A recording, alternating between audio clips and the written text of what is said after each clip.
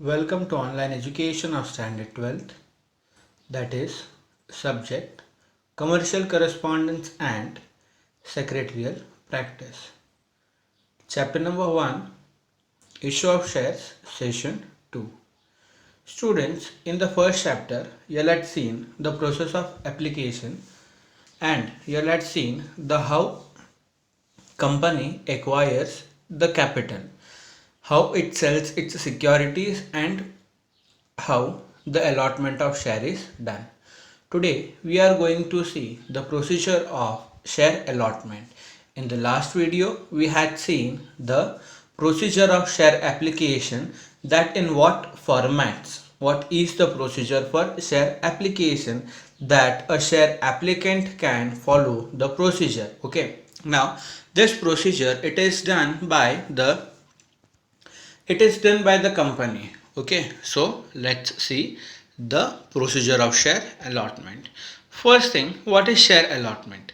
Allocation of share issued among application received from general public against share offered for the subscription and crediting the share allotted to the demat account of the respective applicant is called share allotment. Now here the allocation of share is done, okay, where the company it receives the application from the share applicant who applies for the share.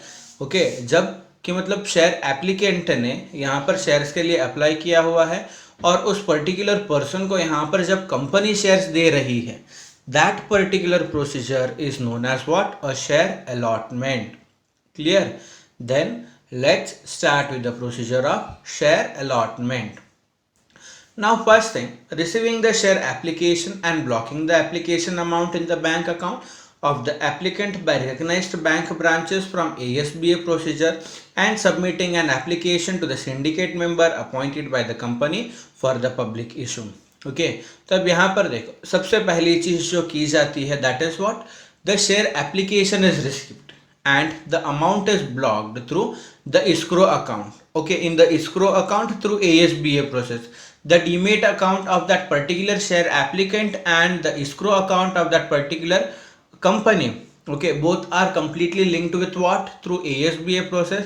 So amount is blocked, and after this particular procedure, the application is transferred to the syndicate member of the company, okay, for the public issue, that this so and so person has applied for the shares. Okay, then second procedure is uploading the details of the share application received, like the name of the applicant, class of investor, number of shares applied for, bid amount or cutoff price, application number, depository participant ID, demat account number, amount paid, etc. by the syndicate member on electronic bidding system of a recognized stock exchange. Okay, देखो अब पहले system क्या किया, मतलब पहला first thing जो अपन ने किया था दैट इज व्हाट, कि शेयर एप्लीकेंट से एप्लीकेशन रिसीव किया. देन नेक्स्ट उनका जो अकाउंट है एएसबीए प्रोसेस के थ्रू लिंक्ड था, तो यहाँ पर अमाउंट ब्लॉक किया. देन नेक्स्ट फिर बाद में सिंडिकेट मेंबर को क्या है कि वो आगे जो भी लिस्ट है वो ट्रांसफर की. Then second thing is what, uploading details of the share application received. Okay, जो भी डिटेल्स है उसको क्या है कि साइट पे अब क्या है अपलोड करना है. जैसे एप्लीकेंट का नाम हो गया, वो कौन से टाइप का इन्वेस्टर है, कितने शेयर्स उसने लिए हैं, अब उसका बिड अमाउंट और कट ऑफ अमाउंट क्या होगा. ठीक है, तो ऐसे सारे जो छोटी छोटी डिटेल्स वगैरह है वो सिंडिकेट मेंबर क्या करेगा, वो electronic bidding system means the system which is provided by the SEBI, through that it is done. Clear? Then details of the application received are sent by the syndicate member to the registrar to the issue and recognized stock exchange. अब syndicate member सारे details upload कर देगा. Details upload करने के बाद अब वो जो सारी डिटेल्स है एप्लीकेशन की वो सिंडिकेट मेंबर वो कहाँ पहुंचाएगा? Registrar. Okay, to issue and stock exchange के अंदर. ठीक है, ताकि रजिस्ट्रार ऑफिस में भी वो सेंड करेगा और स्टॉक एक्सचेंज में भी वो क्या करेगा? वो सारी डिटेल्स जो है वो भेजेगा. Then the fourth thing is what?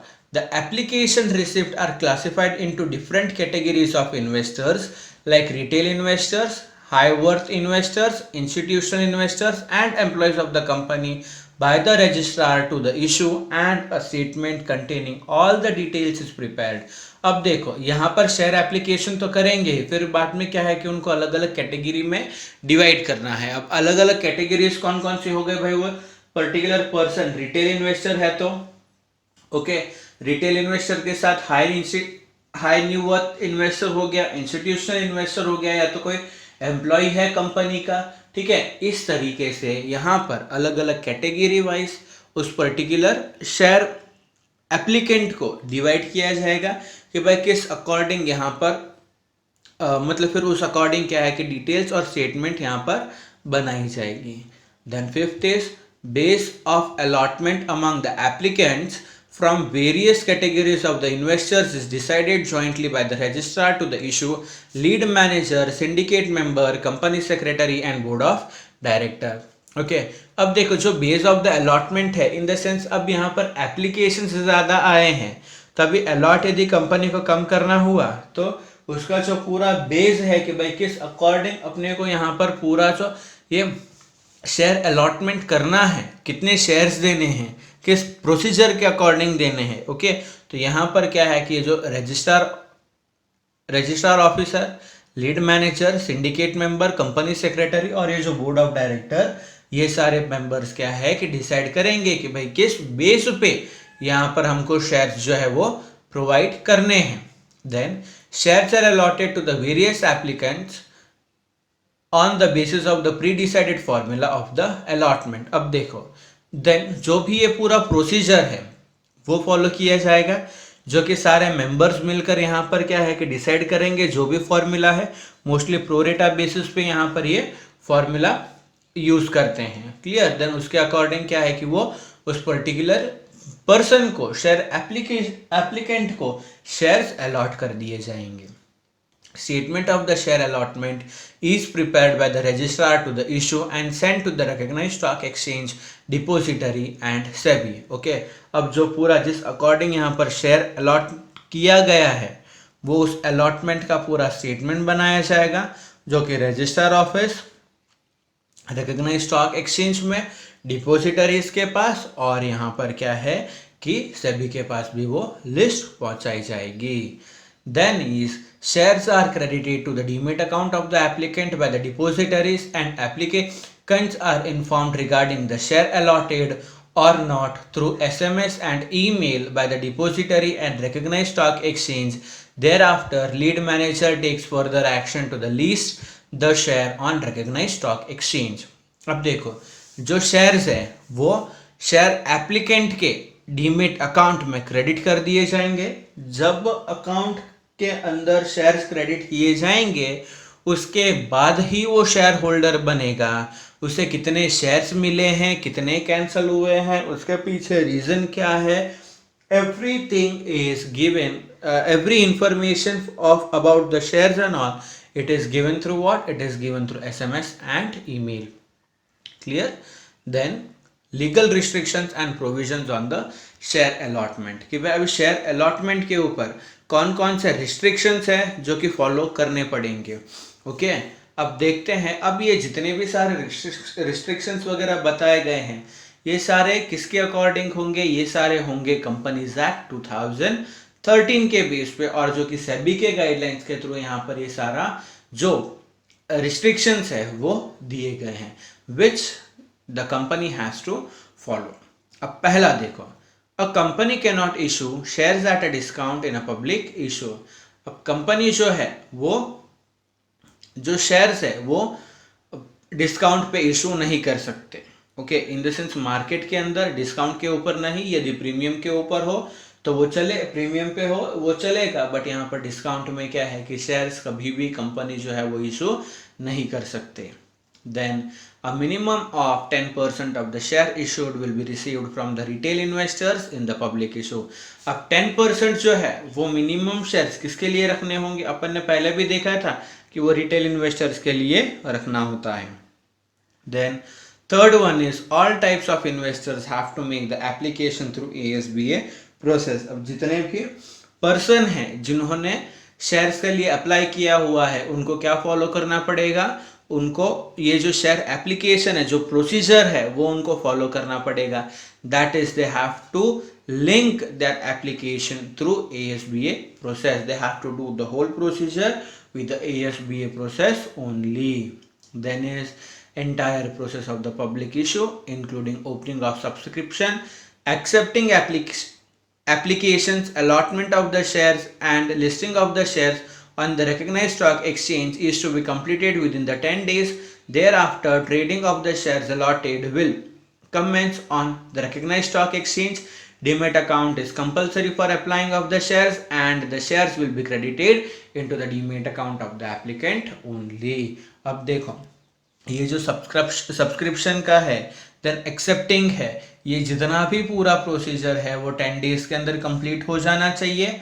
Okay, then demat account compulsory ही होगा यदि उनको ये पूरा प्रोसीजर करना है तो। Clear, at least 90% of the shares issued which are not underwritten must be subscribed। अब देखो यहाँ पर 90% जो है वो अंडरराइटर के थ्रू नहीं सब्सक्राइब्ड होने चाहिए, वो क्या कि एक जनरल पब्लिक इस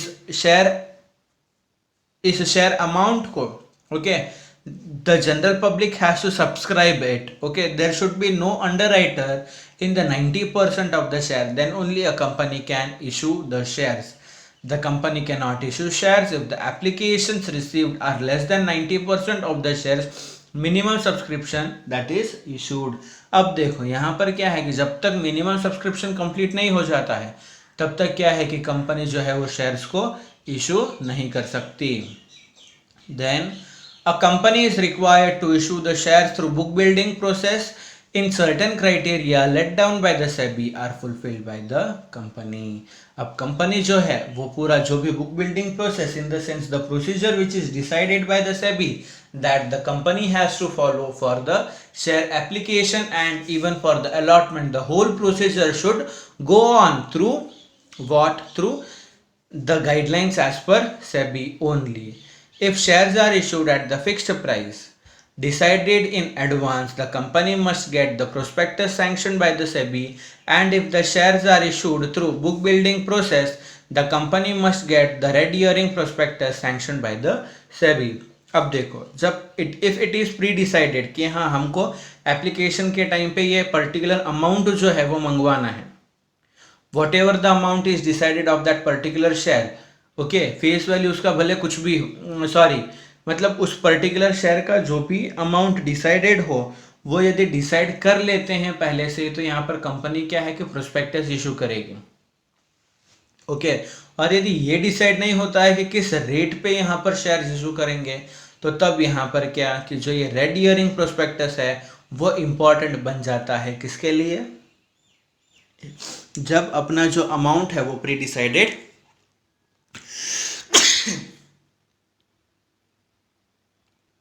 जब अमाउंट प्री डिसाइडेड नहीं होता है तो। Then a minimum of 5% of the face value of the shares or the amount decided by the SEBI must be called up as a share application money। अब देखो जब share application के time पे at least 5% of the face value, मतलब कि उस particular share का जो भी प्राइस यहाँ पर डिसाइड किया गया है उसके अकॉर्डिंग क्या है कि उसका 5% जो है एप्लीकेशन के टाइम पे ही कंपनी को जो है वो मंगवाना पड़ेगा in the form of share application. Then the company must enter into an agreement with the recognised stock exchange for the listing of the share. अब देखो रिकॉग्नाइज्ड स्टॉक एक्सचेंज के थ्रू यहाँ पर क्या है कि उनको लिंक्ड होना चाहिए, that is what it is compulsory, mandatory, ये तो सबको पता ही है कि भाई रिकग्नाइज स्टॉक एक्सचेंज होना ही चाहिए. Then the company must enter into an agreement with the respective depository company to credit the share allotted. अब यहाँ पर एग्रीमेंट होना चाहिए डिपोजिटरीज के साथ, ओके, ताकि यहाँ पर शेयर्स जो है वो बाहर मार्केट के अंदर ट्रेड कर सके और जो शेयर होल्डर्स है उनके अकाउंट में यहाँ पर क्रेडिट हो सके. Clear. The minimum subscription and its effect must be disclose in the prospectus. जो भी मिनिमम सब्सक्रिप्शन है कि भाई कंपनी का मिनिमम सब्सक्रिप्शन अब उन्होंने कितना सोचा है, एंड देन नेक्स्ट साथ ही साथ सारी डिटेल्स जो है कि भाई यदि मिनिमम सब्सक्रिप्शन नहीं हुआ तो उसके पीछे उनका इन द सेंस रिजल्ट वगैरह क्या होगा, हर एक चीज़ प्रोस्पेक्टस के अंदर डिस्क्लोज करनी चाहिए. The company must have minimum net worth as the prescribed by the SEBI for making a public issue. अब कंपनी जो है एटलीस्ट मिनिमम नेटवर्थ तो कितना होगा, अब यहाँ पर minimum net worth in the sense bye issuing the shares, in the sense कि कितना प्रॉफिट, एटलीस्ट ज़्यादा तो नहीं बट कम से कम कितना प्रॉफिट वगैरह होगा, यहाँ पर क्या है कि वो बताएंगे ही. That is what known as minimum net. If promoters have purchased the shares in the public issue, they cannot sell such shares for the certain of the period as prescribed by the SEBI. This period is known as lock-in period. अब देखो जो promoters वगैरह है वो क्या है कि यदि उन्होंने पब्लिक इशू के टाइम पे खुद ने शेयर परचेस किए हैं तो यहाँ पर एक पर्टिकुलर टाइम पीरियड के लिए वो लोग शेयर्स यहाँ पर क्या है कि सेल नहीं कर सकते, and that particular period is known as what, that is known as lock in period. Clear. अब देखते हैं irregular and illegal allotment of shares. Now meaning of circumstances of irregular share allotment. अब पहले meaning. अब irregular allotment of share is when shares are allotted without fulfilling statutory provisions and restrictions. Okay. तो अब देखो irregular allotment का मतलब क्या, यहाँ पर जब कोई जिस अकॉर्डिंग पॉलिसी वगैरह है फॉर द शेयर अलॉटमेंट और कंपनी ने उस अकॉर्डिंग यदि यहाँ पर शेयर अलॉट नहीं किए गए हैं, ओके, जो भी प्रोसीजर है जो भी पॉलिसी वगैरह है, तो यहाँ पर क्या होगा कि अब उस पर्टिकुलर शेयर को बोला जाएगा that is what irregular shares. और share allotment is known as irregular allotment under the circumstances. अब देखो यहाँ पर जिस सर्कमस्टेंसेस के अकॉर्डिंग कब बोलेंगे कि भाई ये शेयर्स इरेगुलर है, shares are allotted without receiving minimum subscription. यदि minimum subscription that is what 90% यदि शेयर्स मिनिमम सब्सक्राइब नहीं होते हैं और फिर भी यहाँ पर कंपनी जो है वो कि शेयर्स इशू कर देती है, that particular is known as what, that is irregular shares. Then a company of prospectus is not fulfilled registrar of the company and SEBI. अब देखो a copy of prospectus, यदि जो prospectus की copy है वो यदि रजिस्ट्रार ऑफ कंपनी ऑफिस में नहीं दी जाती और सेबी के अंदर नहीं दी जाती, तब क्या है कि इन शेयर्स को क्या बोलेंगे हम, that is what irregular share. The minimum 5% of the face value of the share or the amount decided by the SEBI is not received with the application. अब 5% जो है फेस वैल्यू वो यदि एप्लीकेशन के टाइम पे receive नहीं की होगी तो then escrow bank account is not open with the schedule bank. यदि कंपनी ने escrow बैंक अकाउंट ओपन नहीं किया हुआ है किसी शेड्यूल बैंक के अंडर में, तब यहाँ पर हम क्या है कि इरेगुलर शेयर्स बोलेंगे. Listing agreement. Agreement is not made with the recognised stock exchange. Recognised stock exchange के साथ कोई एग्रीमेंट ही नहीं बना हुआ हो तो then agreement is not made with the depositories. Depositories that is what NSDL and CDSL, उनके साथ कोई ऐसा नहीं हुआ हो तो then shares are allotted without observing the guidelines issued by the SEBI and provisions of the company act. यदि कोई भी ऐसे एक्ट वगैरह है उसको फॉलो करके नहीं दिए होंगे तब जाके ये इसको इरेगुलर बोलेंगे.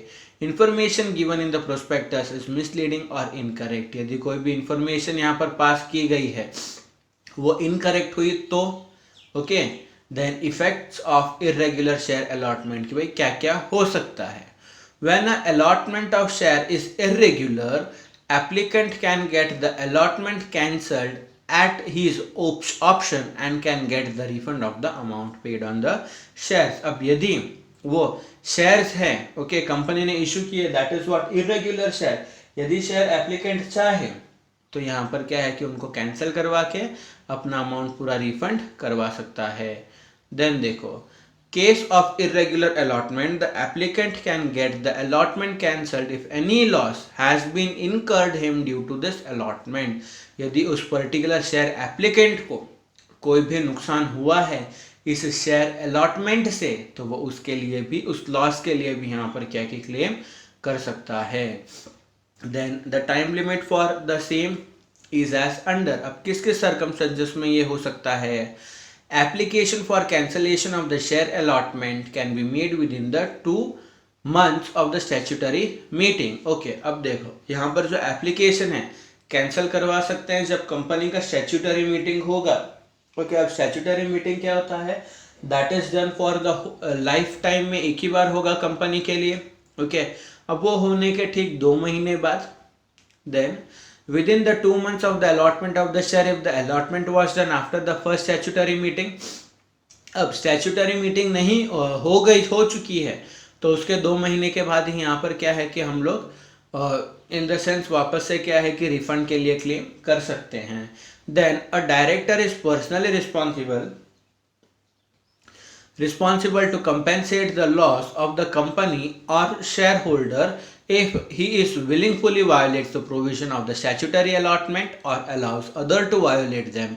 The process of recovery of such a loss must be initiated within the 2 years of allotment of the shares. यदि डायरेक्टर खुद पर्सनली जानबूझकर, यदि कोई भी इन द सेंस ऐसा ही सब करते हैं, रूल्स एंड रेगुलेशंस को फॉलो नहीं करते, तो 2 years तक अपन क्या कर सकते हैं, उसके लिए क्लेम कर सकते हैं।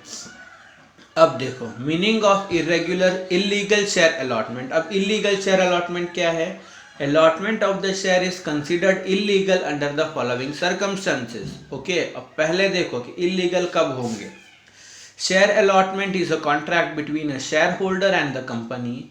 Such contract can be called a valid contract only when all the essential elements which are required for a valid contract are present. Any allotment made in the absence of such element is considered illegal. तो देखो, जब company सारे rules and regulations follow करती है तब उनको क्या बोला जाएगा? लीगल शेयर्स बोले जाएंगे। यदि कोई फॉलो नहीं करती तो वो क्या बन जाएंगे? वो बन जाएंगे इलीगल।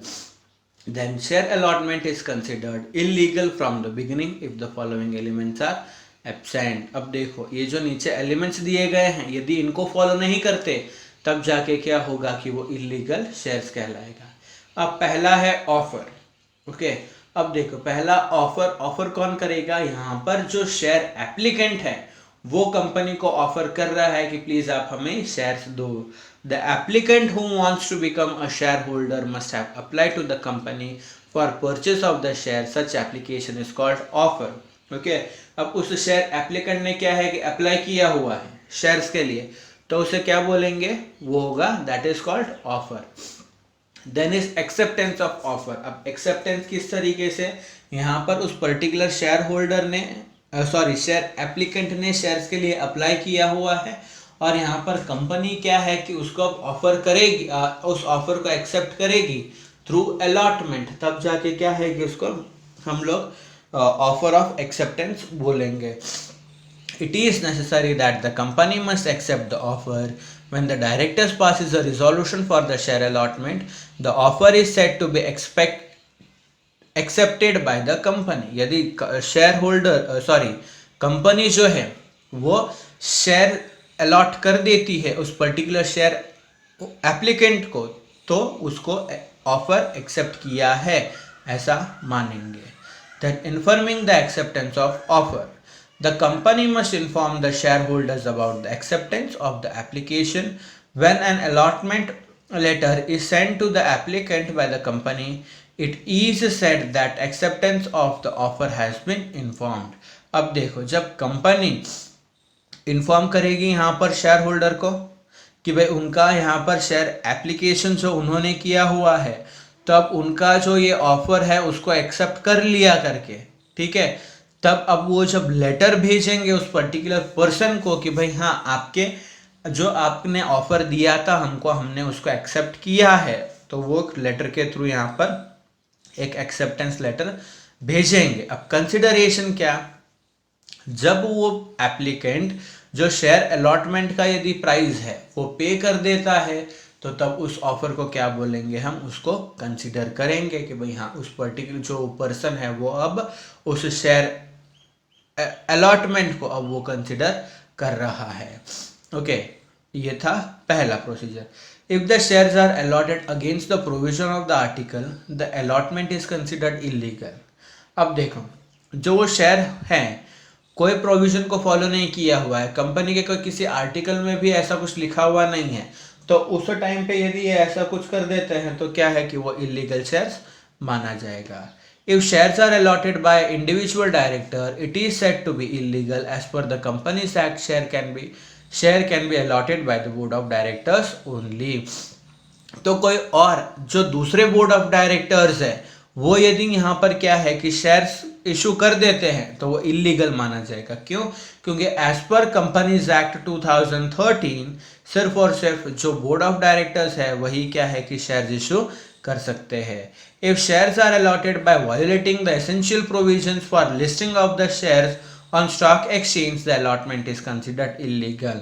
मतलब किसी भी प्रोविजन को, चाहे वो सेबी के गाइडलाइंस के थ्रू हो, चाहे वो आर्टिकल का हो, चाहे वो कोई जनरल लॉ हो, in the sense what ever, if the provision is harmed, if they don't follow this, then the shares are considered to be what? Illegal. Illegal share allotment is void from the beginning. No application is required to be made to consider it illegal. Share allotment is illegal when the provision under the Companies Act or the other acts have been violated. अब इसके लिए जैसे कि irregular shares है उसके लिए apply करना necessary था, बट यहाँ पर क्या कि ये शुरू से ही इलीगल या फिर वायोलेटेड शेयर्स ही माने जाएंगे। तो इसके लिए यहाँ पर शेयर एप्लीकेंट को यहाँ पर कोई भी इन द सेंस की लेटर देने लिखने की या फिर अप्लाई करने की ज़रूरत नहीं है। Okay, then is what? Renunciation of shares. अब रिन्यूंसिएशन ऑफ शेयर्स का मतलब क्या? A company can offer its existing shareholders the additional shares called right shares. Okay, तो अब देखो कंपनी क्या है कि राइट शेयर्स के बारे में तुम लोगों ने जानकारी ली है कि व्हाट इज राइट शेयर। अब एक्स्ट्रा शेयर होल्ड मतलब जो एग्जिस्टिंग शेयर होल्डर्स है उनको कंपनी एक्स्ट्रा शेयर्स प्रोवाइड कर रही है। क्लियर? अब एक्स्ट्रा शेयर्स प्रोवाइड कर रही हैं तो अब रिन्यूंसिएशन क्या है कि renunciation is a process where an existing shareholder can give up some or all the shares offered as a right shares to him in favor of another person. उसके favour में जो शेयर्स है वो क्या करेगा? अब वो ट्रांसफर कर सकता है किसी और मेंबर को, किसी और पर्सन को। That is known as what? Renunciation of share. Clear? अब देखो उसके लिए प्रोसीजर क्या क्या है। The shareholder is accepted to fill a form called the letter of renunciation for this.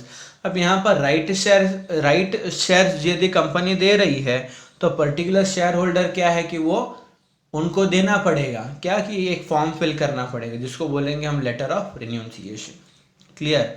Then company makes provision for this in their articles. A letter of renunciation is enclosed with the allotment letter itself. अब यहाँ पर company क्या है कि provision बनाएगी उसके article में, किसके रिगार्डिंग? लेटर ऑफ रिन्यूंसिएशन के अकॉर्डिंग। ठीक है, तो अलॉटमेंट के टाइम पे ही ये प्रोसीजर चलेगा। अब ये जो letter of renunciation is divided into 2 parts, 2 part में डिवाइडेड है।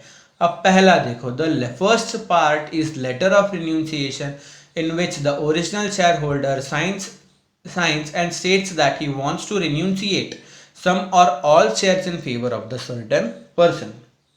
तो अब देखो यहाँ पर क्या कि एक पर्टिकुलर पर्सन अब जिसको अपने जो शेयर्स है वो ट्रांसफर करने हैं तो वो क्या करेगा? वो बताएगा यहाँ पर कि मुझे जो मेरे शेयर्स है वो क्या करने हैं? रिन्यूंसिएट करने हैं। क्लियर? उस पर्टिकुलर पर्सन को। अब सेकेंडली क्या होगा कि the second part is request for the allotment of the shares. The person in whose favor the shares are to be renunciated signs and request the company to allot shares to him. अब दूसरा part क्या कि यहाँ पर वो particular person जो accept कर रहा है वो कंपनी को रिक्वेस्ट करेगा कि भाई अब मुझे शेयर्स अलॉट करो। Company decides a time limit for sending the renunciation letter If the letter is received from the original shareholder within the time limit decided by the company makes the appropriate notes in the statement of application and allotment, and when the list of the membership is prepared, the name of the other person is recorded as the member. अब ये पूरा procedure जो time limit है उसके अंदर ही हो जाएगा, ठीक है। अब उसके अंदर यदि वो कंप्लीट हो जाएगा तो एक स्टेटमेंट ऑफ एप्लीकेशन और अलॉटमेंट का वो बनाएंगे। देन नेक्स्ट उस टाइम पे क्या है कि जो मेंबरशिप है वो फिर ट्रांसफर कर दी जाएगी। Clear? Hope you all have understood the whole session. Thank you.